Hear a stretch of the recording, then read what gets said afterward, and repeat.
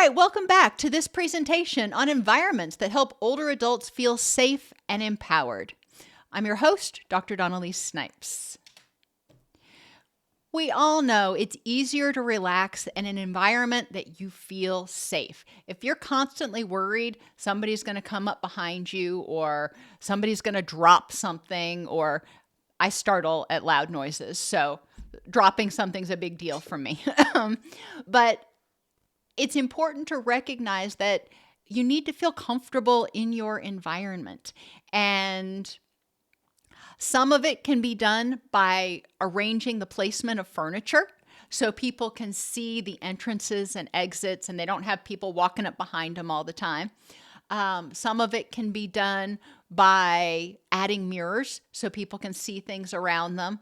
And some of it is just done by educating everybody about ways to not startle one another, basically, about ways to help each other feel safe and empowered. So today we're going to identify issues that lead to increased stress, environmental issues, recognize the connection between stress, confusion, cognitive decline, irritability, inflammation, worsening blood sugar regulation, and chronic conditions. And we'll identify strategies to create a safe feeling environment. As people age, they commonly experience impairments in hearing, vision, taste, smell, and touch, which develop gradually and often go unrecognized. If you're older, you probably didn't notice the gradual loss of your peripheral vision, but it's happening. When I was younger, I didn't need glasses, and I didn't notice the gradual loss of my vision until one day I was like, I can't read this. And I had to get glasses. But my vision didn't just suddenly go bad overnight. It was a gradual process. And people often don't realize it. And the extra stress that it adds, they don't realize because it's gradual, it's granular, but it's there. Sensory declines can reduce a person's ability to accurately perceive and interpret cues from their environment. It increases the risk of accidents, falls, burns, and poisoning. For example, reduced touch sensitivity can increase fall or burn risk. And touch sensitivity, we're talking about proprioception, knowing where you are in space, knowing where to set your foot. So people who have reduced touch sensitivity, a lot of peripheral neuropathy, may not be able to tell kind of where their foot is and when they need to step up or when they're actually going to hit that step. It feels like they're kind of floating in space. You can also have reduced touch sensitivity.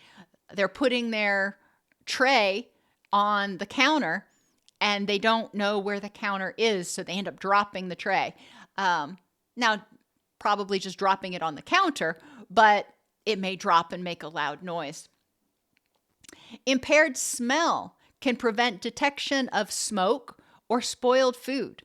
I know in our house, I'm bad about just giving food the sniff test. I'm like, yeah, it's edible. But if your sense of smell is going, then you may not notice when things are, probably past their use-by date. Sensory impairments contribute to increased stress and a sense of unsafeness, decreased independence, social isolation, depression, and poorer cognitive health. When we have sensory impairments, let's think about it. If you can't smell smoke, then is it safe to be in an environment where you may be using an oven? If you can't smell smoke, then you're not going to know if there's a problem. So are you still safe using an oven? It's a question. It's not a statement. Thinking about our different senses, if you can't hear what's going on, what things might you may be more vulnerable to? And there are a lot of people who are completely deaf, who live very independently. Thank you very much. I'm not saying it's a deal breaker, but especially for people who have been hearing abled all of their life, when their hearing goes away, they may feel very vulnerable. And it may not be that they're in that any more danger, but they may feel like they're in more danger because they can't hear.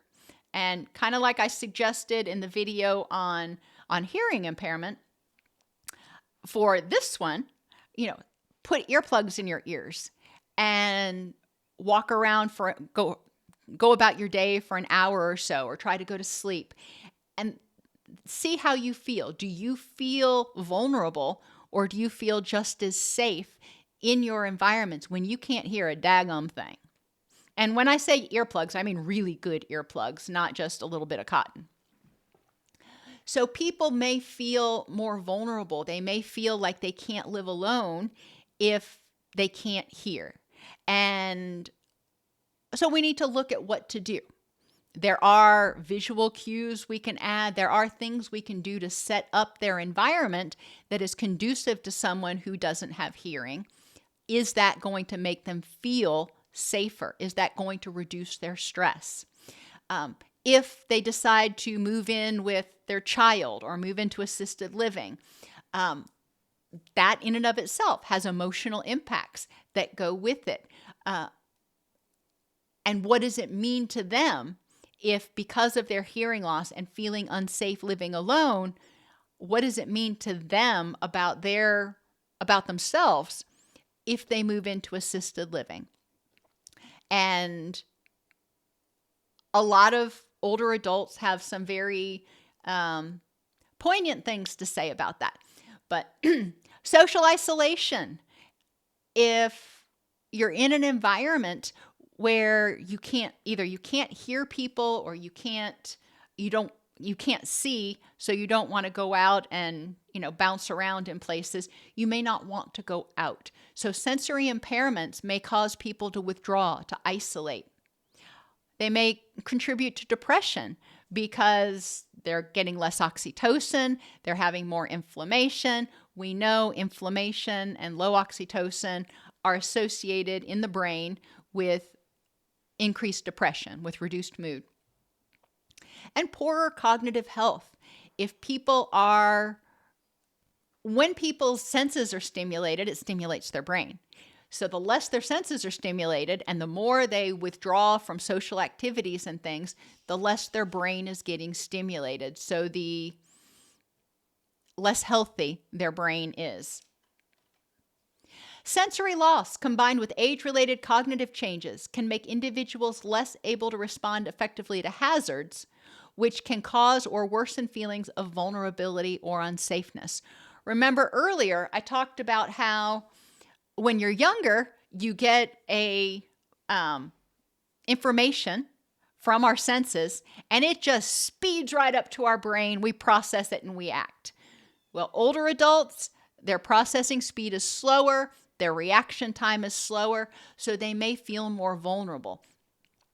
What happens if I'm cooking and something catches fire? It takes me a minute. I see the fire. I've got to think, okay, what do I do? I've got to respond to it.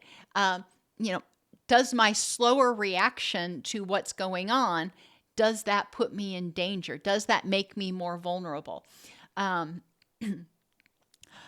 trauma, whether it's physical, such as having a fall, or maybe you had a heart attack, that makes people feel very unsafe and in their environment. And it's important to recognize it may not be a sensory thing. It may be a cognitive, emotional thing that results from when you have a heart attack or when your loved one has a heart attack. You may be worried it's going to happen again. And so you feel you are more hypervigilant for a period, at least, after that happens. And it's important for therapists can work with people, or even physical therapists and part of the rehab team. It doesn't need to be a mental health professional. Can work with the person after they have a heart attack, for example, to help them identify strategies to know that they're safe and recognize how long it's been. Yes, you You had a heart attack. It was awful. And it's been 6 months and you haven't had another episode. You haven't had another issue. Isn't that awesome?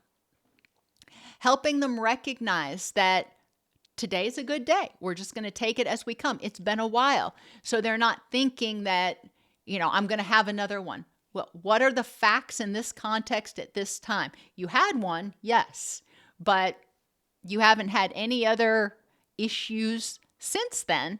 So what makes you think you're going to have another one now? And helping them evaluate the probability. Is there a possibility you're going to have another one? Yeah, there's a possibility anyone can have a heart attack right now. What's the probability you're going to have one right now? And we're talking about your energy. Is this how you want to spend your energy, worrying about whether you're going to have a heart attack? Or do you want to use your energy to do something else?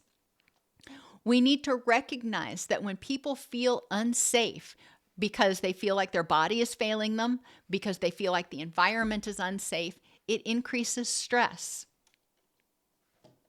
Historical trauma can be triggered by people entering their rooms, loud noises, certain smells, or being unable to see clearly and evaluate environmental threats. This can increase anxiety and hypervigilance. If you've got somebody, which you do, if you're in a facility, you've got at least one person, if not multiple, people that have a history of trauma. They've been victimized in some way. And so there are things that may trigger memories of that trauma and emotional, physiological responses. We store trauma not only in our brain, but also in our body. So that stress response kicks off when we start feeling like it's a similar situation. And that's when we have to check the facts in this context at this time. But we also want to mitigate and minimize exposure to things that we know are going to set the person off. We don't want to enter their rooms without knocking, without turning on a light. You don't want to enter their room, especially without knocking in the dark, and go over and put something on their bedside table when they're sleeping. If they wake up, that may freak them the heck out. Even if you do knock, if they can't see you, especially if they were in a deep sleep, they may not be oriented enough to think, oh, this is the night nurse bringing me my meds. So it's important that we figure out what people's trauma triggers are so they can feel safe. Certain loud noises can be triggering or reminiscent for some people, and knowing what to do. Here in Tennessee, we have a lot of tornadoes, and thunder, loud thunder, or really loud wind can actually be triggering for some people because they've lived through a tornado and it reminds them of that. And they're like, oh crap, what if that happens again? Facts in this context at this time. So in your facility, making sure, or wherever they are, making sure that they know what the plan is to stay safe, making sure that they know if they have tornado anxiety, making sure that they know where they can go and that there is something they can do to protect themselves so they feel safe and empowered. Can you prevent a tornado from coming? Absolutely not. But can you have rooms where people will be safe? Absolutely. And that's what's important, to help people feel safe and empowered. We'll take care of the rest of the stuff. But if you're safe, then we can move on from there. And that is really important, because if one or more people in your facility start getting agitated, it spreads. It's contagious a lot of times.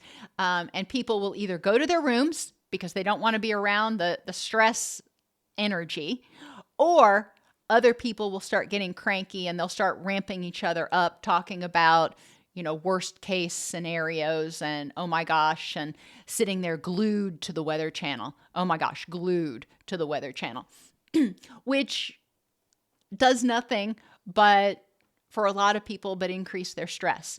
So it's important to be aware And for some people, it's helpful because you can see where those little areas of circulation or whatever they call them are popping up, and know that, okay, that's nowhere near me. I'm good. For other people, it's just stressful. But figuring out what works for each individual is important. Taking into consideration sounds in your environment, doors banging, if they came from a abusive environment, maybe not recently, but maybe when they were a kid, they were in an abusive environment where people were harmed, where doors were slammed, where it was really ugly. When doors are slammed now, it can trigger that memory. We store that. Our body says, I'm not doing that again.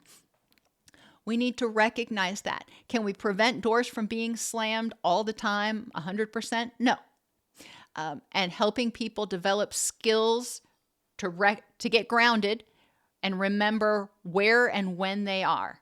I am in the year 2025. I am safe. I am not back there. I am safe where I am. That is helpful. But we can also do what we can to make sure that doors have hinges that are set to do the soft close, that, there's to minimize the slamming and the loud noises. Fire alarms can be very triggering for some people, especially if they've lived through a fire, but they're also just startling. And I know we've got to do fire drills on every shift, and we used to have to do those in residential too. And it was problematic. It was challenging, but it was necessary. And it was important to make sure that the residents knew that, hey, this is to make sure that you're safe. If we don't do this, then it's a free-for-all, and it's not going to be orderly, and it's not going to be safe. So we're going to do this. The noise itself can be disorienting. Helping people get oriented and desensitized to it can be important. Loss of sensory input and slowed sensory processing also impacts communication and social engagement, raising risks of loneliness and distress. Have opportunities throughout your facility or throughout the person's home where they can engage in social engagement and activities, whether it's virtual. Maybe you have like an Amazon Echo at home where they can video chat with the grandkids. Maybe they can go out. That's the wonderful thing with Ubers. Not only do we have home delivery of groceries and stuff, we also have Ubers. Now, we always had taxis and stuff before, but Ubers are so much more responsive. That can take people to the senior center, that can take people to the library for those who are independently mobile. Mechanisms linking feeling unsafe and health. Well, the stress response is an adaptive short-term, but it's harmful when it's persistently activated because we're bathing our neurons in stress, which ends up killing them off.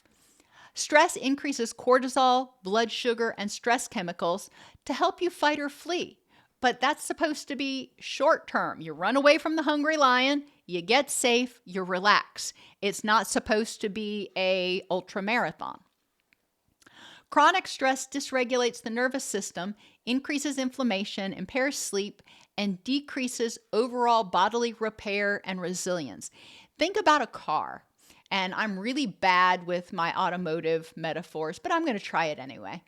Think about a car that you never take to have its oil changed. You never take it to, you give it bad gas. You never take it to be tuned up.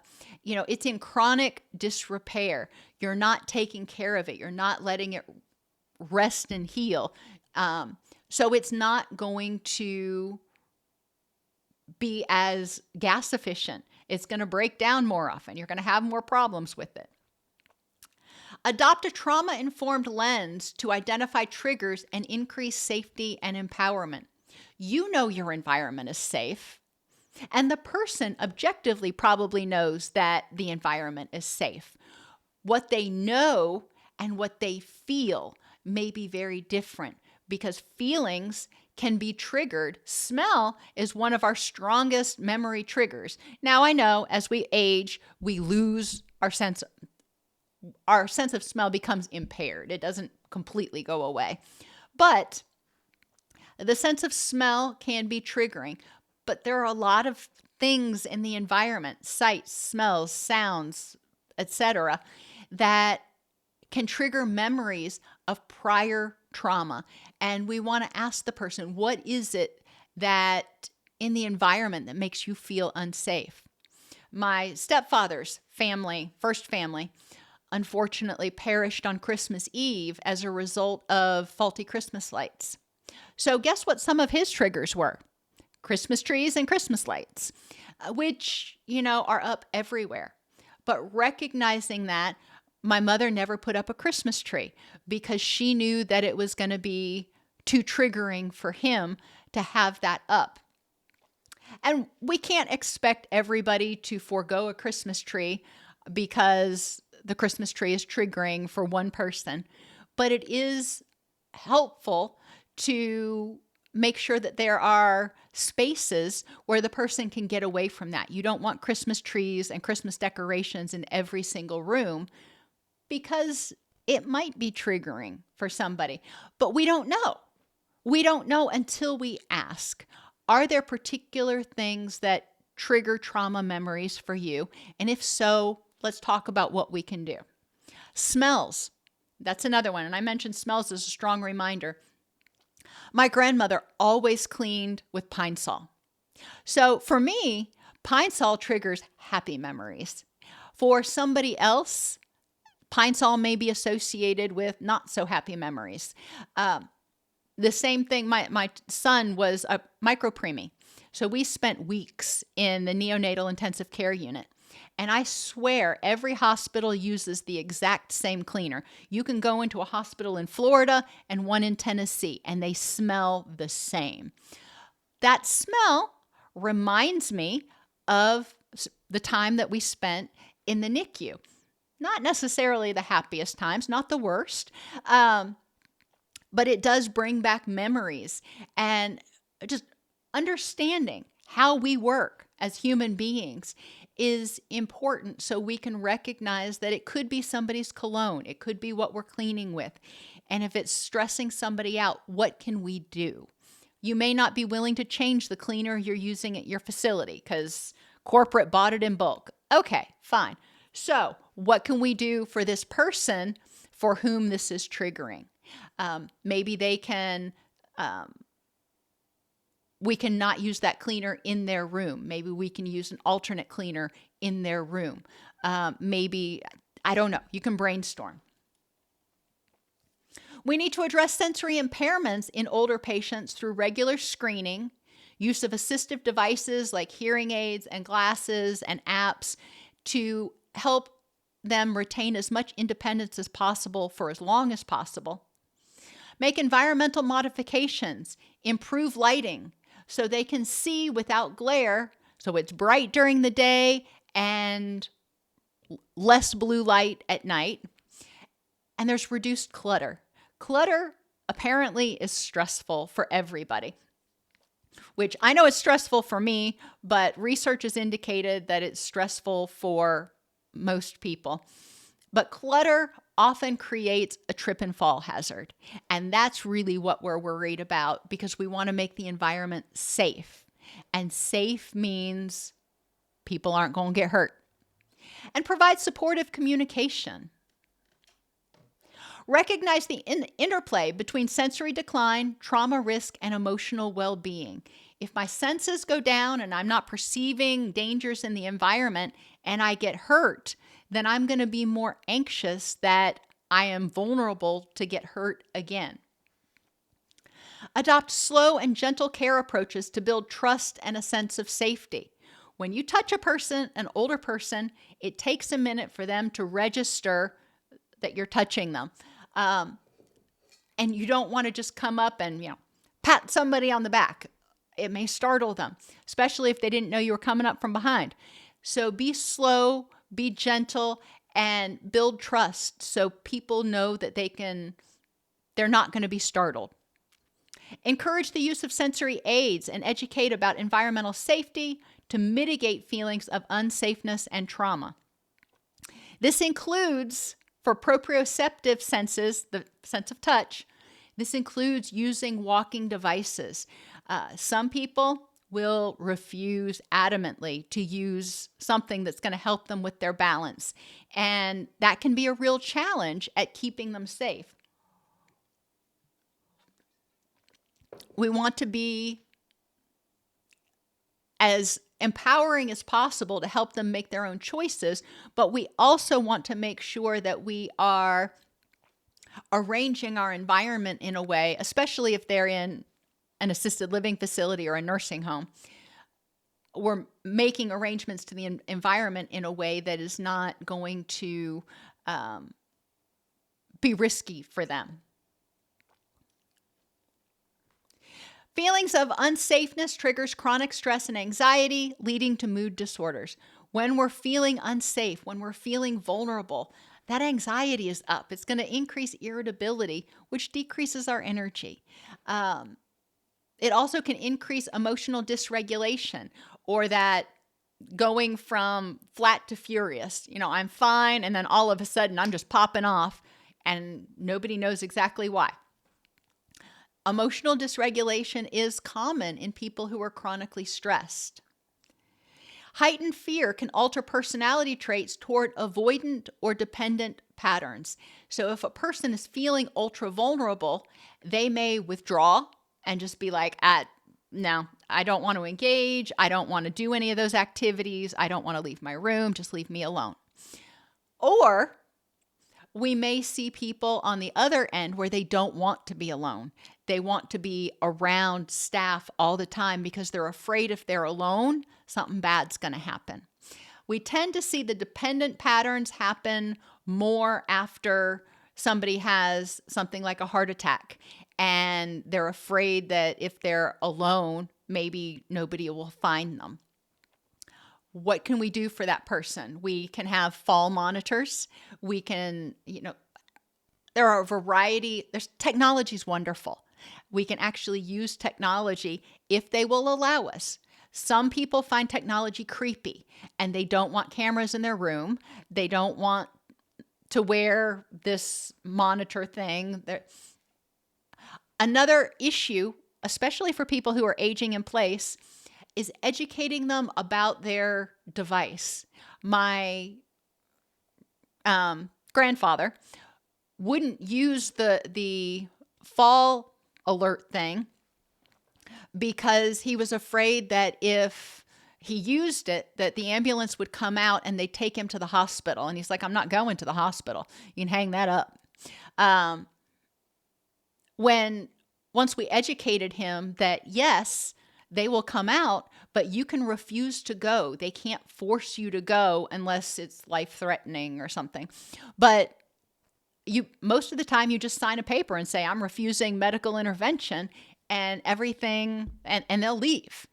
After that, he was willing to use it. Hallelujah. So behavior is communication. Why are you refusing to use this? Because I don't want somebody to commit me. I don't want somebody to put me in the hospital. Okay. I don't want somebody to take away my power. Okay. Well, they're not going to. And this is how you avoid that. So educating. Blood sugar regulation is also important. Chronic stress from feeling unsafe activates the stress response, causing prolonged cortisol and blood sugar release. This can reduce insulin sensitivity, raising the risk of diabetes or worsening existing blood sugar control. A lot of times when people first are admitted to an assisted living facility or a nursing facility, that change in environment is stressful and their blood sugar will be much more chaotic until they feel safe, until they get their groove. And that's one of the things, especially if they've got a continuous glucose monitor, I actually like using the data because we can see if their nutrition's staying pretty stable. we can see a reduction in stress by a reduction in the variability of their blood sugar over time.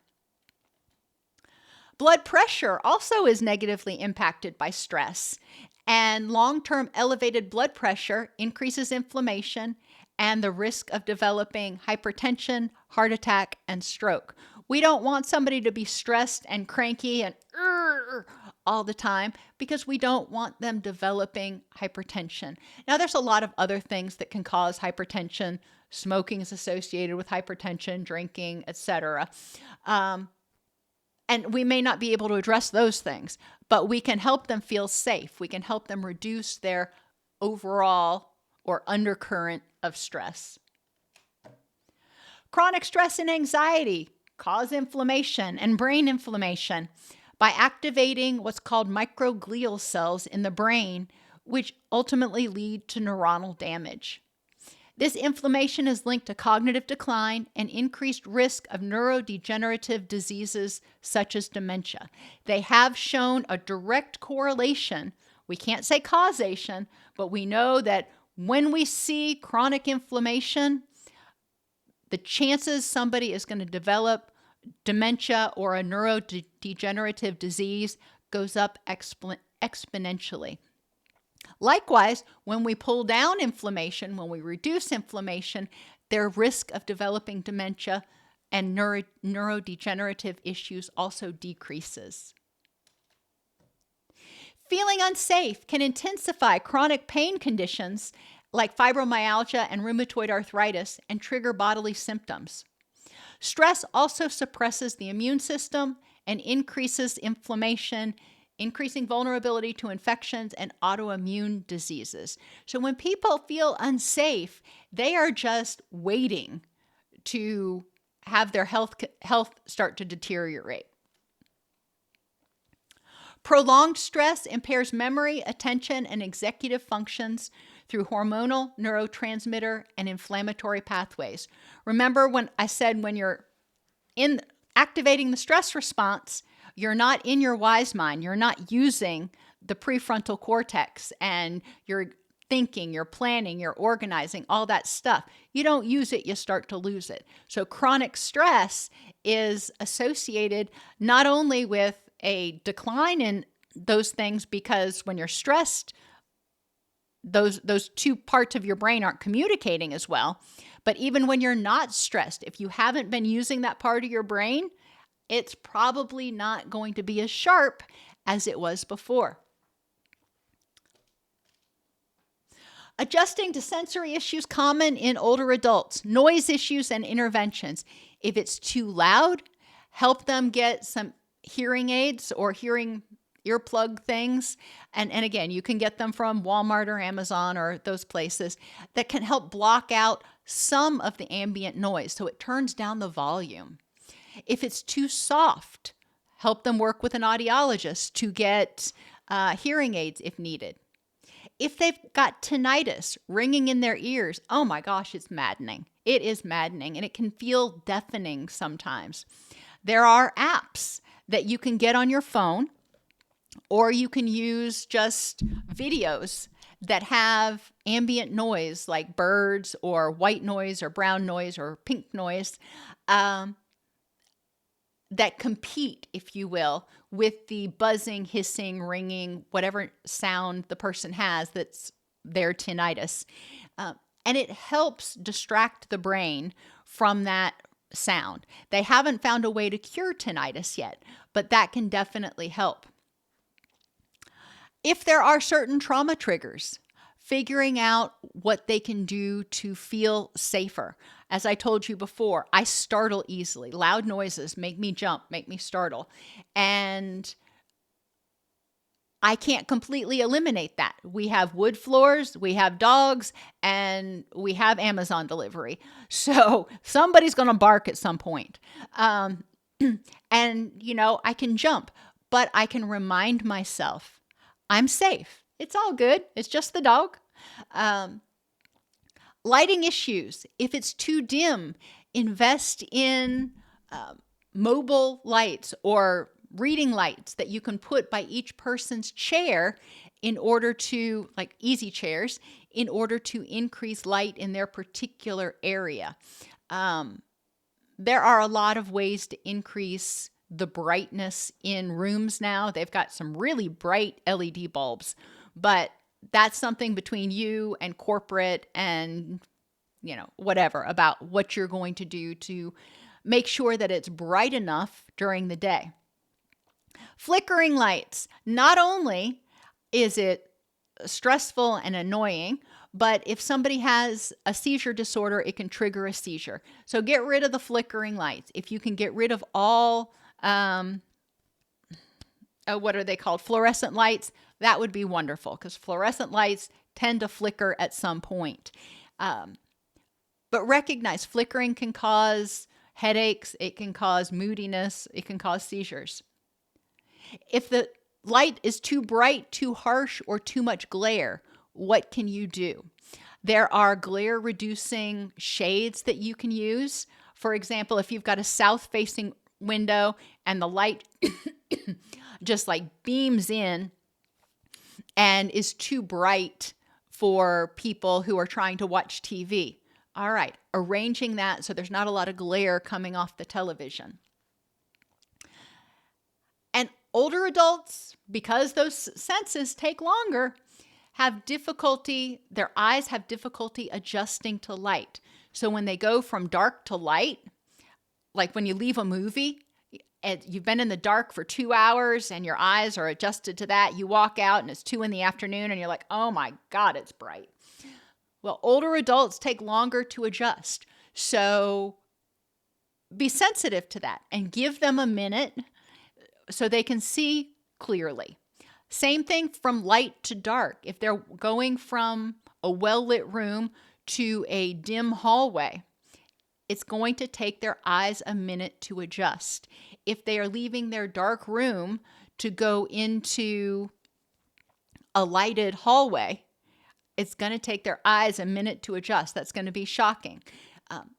So allow them time to adjust and recognize they're not trying to be slow. They're not trying to be challenging. Their brain just needs a second to catch up. In high movement environments, because a lot of older adults have poor vision or poor peripheral vision, announce yourself. If you're coming in the room, announce that you're coming. A couple of the facilities, I wear heels. So a couple of the facilities that I went into, they didn't have carpet. So it was really hard not to hear me coming because I sound like a Clydesdale. But it is important to announce yourself so you don't walk up behind somebody and scare them. Preferably, if you want to talk to somebody, walk around in front. Even if you think they did hear you coming up behind, walk around in front before you start speaking to them. Position people so they can see entrances and exits and people moving around them. Most of us don't like a lot of stuff going on behind us and around us. It puts us a little on edge. So try to adjust your sitting areas and your group areas so the person doesn't have a lot of movement behind them, and make sure they can adjust their personal areas so they feel safe and they can see the entrances, they can see the windows, they can see the doors. If the door is in a vestibule, consider setting up a mirror so they can see if somebody comes in. Allow the adult to adjust to changes in light levels. We talked about that. And if you're maybe you have somebody who's aging in place, or maybe you're having a family weekend at the facility and grandkids are coming, which is wonderful. We all love the energy and enthusiasm of children and dogs and whatever, but it can be overwhelming. So it's important to have a slow movement zone. If you're in this area, you're not going to be running. You're not going to be, moving around really quickly and stuff. It's a slow movement zone. And that is a great place for people to be able to relax and know that they're not going to have some, 6-year-old zooming through like a little crazy person. For smells, we can add positive smells. for reminiscence. Maybe people remember the smell of pine saw, or a certain type of coffee, or whatever. Have people think about what smells do you remember that make you smile, and add those to the environment. It is so easy to find a lot of those things in fragrance oils or essential oils, or even just cooking spices now. Then there are the noxious or traumatic smells. Paint. Oh my gosh, paint gives me a headache. So if they're painting, have to have the windows way open, have to have fans blowing. That can be really helpful. That may not always be possible with every noxious smell, but it is important to be sensitive to smells that people find particularly offensive. They may need to stay in their room if there's a smell that really bothers them. They may need to have air fresheners that they can spray in their room. There are things. They may need to put Vicks VapoRub underneath their nose, which is what a trick I learned from my husband when he was on patrol. It's what they did when they had to deal with a dead body, but so they didn't have to smell it. But putting Vicks VapoRub under your nose, you're not going to smell a lot. So that can dull any triggering smells that are in the environment. Identify with the person triggers for unsafeness and strategies to address those. For example, if I'm trying to live independently and I'm afraid I'm going to leave the oven on, which, is not uncommon because I get distracted doing something. So, they do have things. There's something called an iGuard stove. It's a little device that you attach to the stove, which is the upper part of the oven, and it turns it off after a period of time. Some stoves now come with an automatic shutoff. If it's been on for more than X number of hours, it turns off. So there are safety things for stoves, which tend to be more dangerous as far as fire is concerned than the ovens. But I also worry about the ovens. Another thing you can use is an induction cooktop. Those cooktops only heat up when a certain type of pan is put on top of them. You take the pan off, the stovetop is not hot. It doesn't stay on. That can be really helpful if you've got somebody who forgets. Microwaves. Sometimes it may be time to just say, nope, I don't feel safe using the stove anymore. I'm only going to use the microwave because I know when that thing cuts off, it cuts off.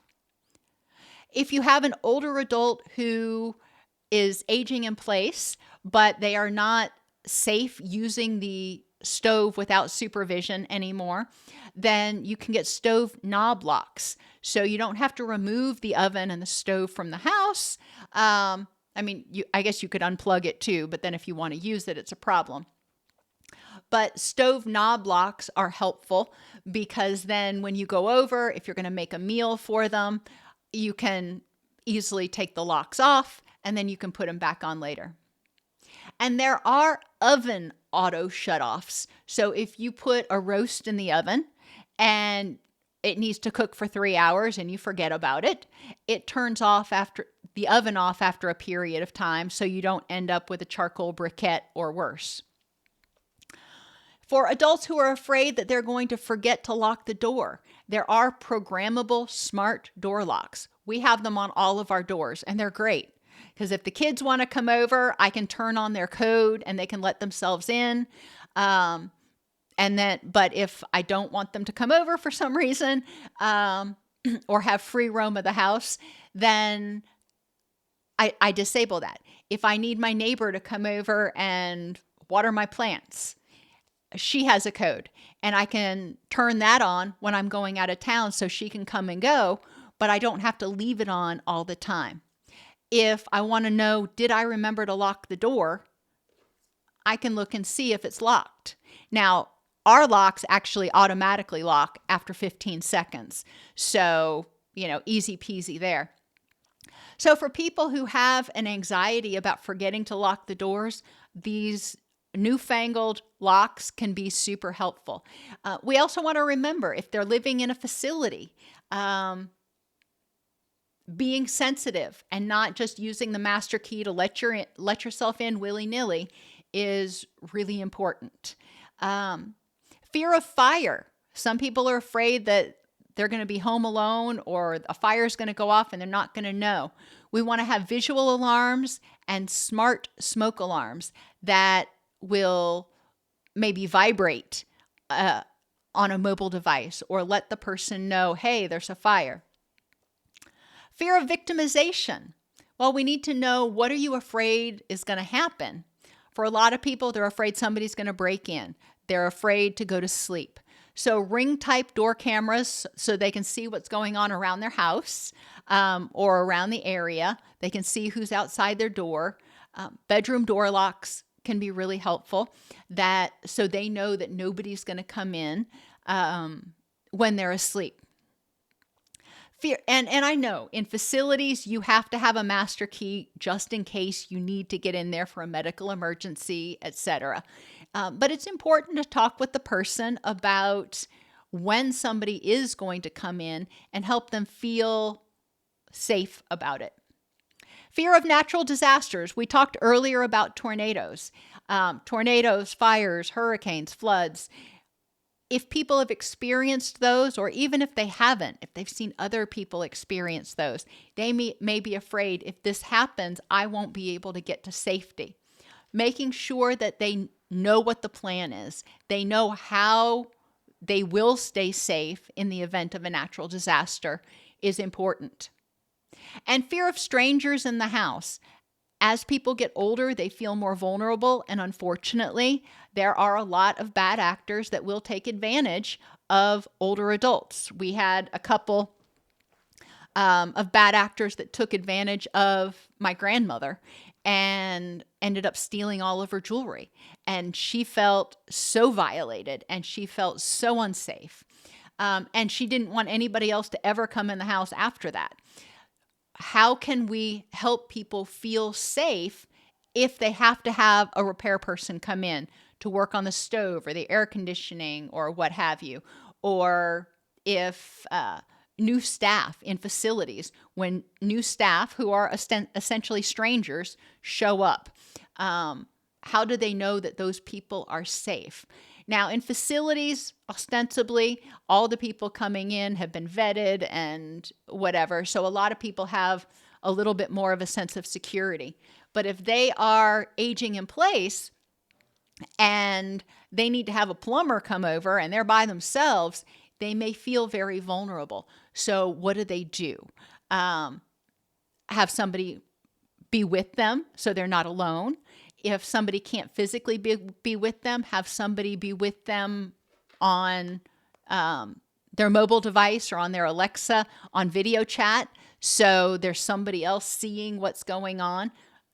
Talk with them about what's going to help them feel safer.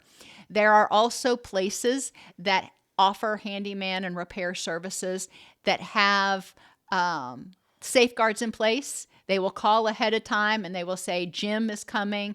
They'll email you a picture of Jim so you can look in your email, or maybe they'll text it to you, and you know what Jim looks like. So when somebody shows up at the door and they say they're Jim, you can look and you can go, yep, you're Jim.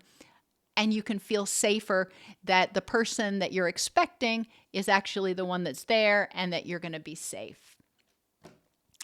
The environment can greatly impact a person's stress level. Adjusting the environment and empowering them to do things so they feel safe can help them maintain not only a relaxed state, but maintain a greater sense of independence and empowerment.